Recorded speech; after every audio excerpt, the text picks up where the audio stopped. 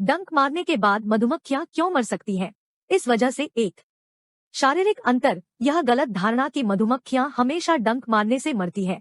मधुमक्खियों और ततैया और भौंरा जैसे अन्य डंक मारने वाले कीड़ों के बीच शरीर रचना और शरीर विज्ञान में बुनियादी अंतर से उत्पन्न होती है।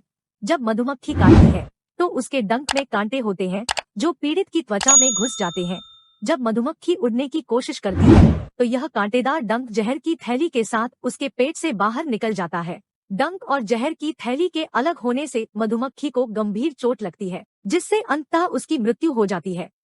दो, जहर की थैली टूटना। जैसे ही मधुमक्खी डंक मारने के बाद भागने की कोशिश करती है, कांटेदार डंक पीड़ित के मांस में ही धंसा रह जाता है। इससे जहर की थैली फट जाती है, जिससे जहर लक्ष्य में चला जाता है। जहर का उद्देश्य संभावित खतरों को रोकना है, लेकिन यह मधुमक्खी के भाग्य को भी सील कर देता है।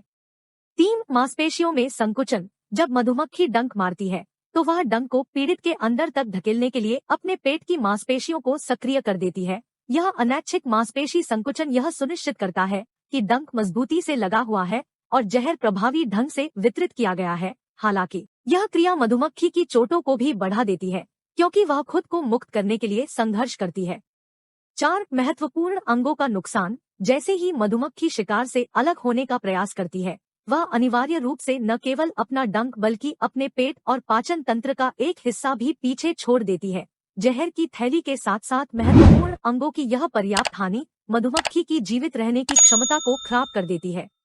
5, फेरोमोन रिलीज। दिलचस्प बात यह है कि जब एक मधुमक्खी डंक मारती है तो यह एक अलार्म फेरोमोन छोड़ती है, जो आसपास की अन्य मधुमक्खियों को अपने बचाव में आने का संकेत देती है। यह फेरोमोन हमले की जगह पर अधिक मधुमक्खियों को आकर्षित कर सकता है, संभावित रूप से उन्हें नुकसान भी पहुंचा सकता है।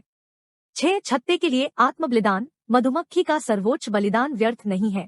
जबकि एक मधुमक्खी डंक मारने के बाद मर सकती है, उसकी आत्मरक्षा का कार्य कॉलोनी की रक्षा करने का काम करता है। खतरे के लिए दिया गया जहर शिकारियों को रोक सकता है और कॉलोनी के अन्य सदस्यों को संभावित खतरे के प्रति सचेत कर सकता है, जिससे वे छत्ते की सुरक्षा के लिए सामूहिक रूप से प्रतिक्रिया करने में सक्षम हो सकते हैं।